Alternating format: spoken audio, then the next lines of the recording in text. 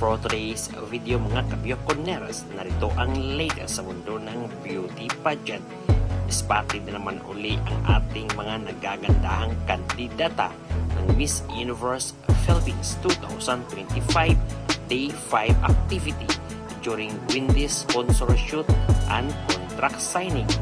Present din sa naturang event ang CEO and President na si Gafu, kasama din si Mr. Voltaire Hayek at iba pang staff ng organization. Stand out ang mga kandidata during contract signing. Suot ang pulang casual dress. Nagkaroon din ng pictorial ang mga kandidata on Wendy's product and promotion.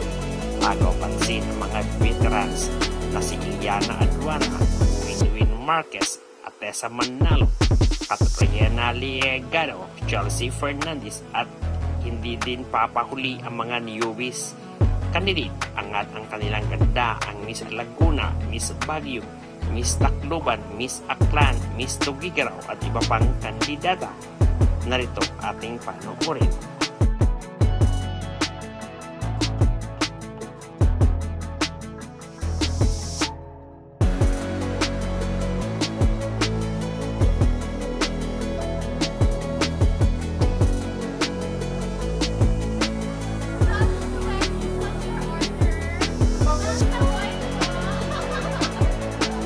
Lahat ng fans ng Miss Universe Philippines 2025.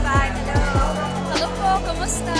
And hello po sa inyo at maraming salamat po palagi sa pagsuporta ng aming pageant. So thank you all. Hope to see you soon no, sa mga iba't ibang mga events. Yes. What do you love about Wendy?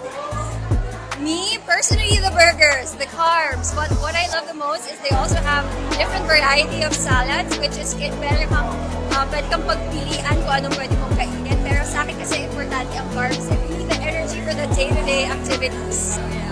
Same, actually. Also, I feel like I practically manifested to be here today. Because for the past few months, I've been doing a takeouts and there's Order and Park somewhere in the branches of Wendy's. I think it's along Marcos Highway. So I used to do that for like 5 days consistently the past month. So I feel like I practically manifested here. I love their sandwiches and their burgers. Also the Wata box where, you know, they put everything in. The nuggets and everything else. Everything.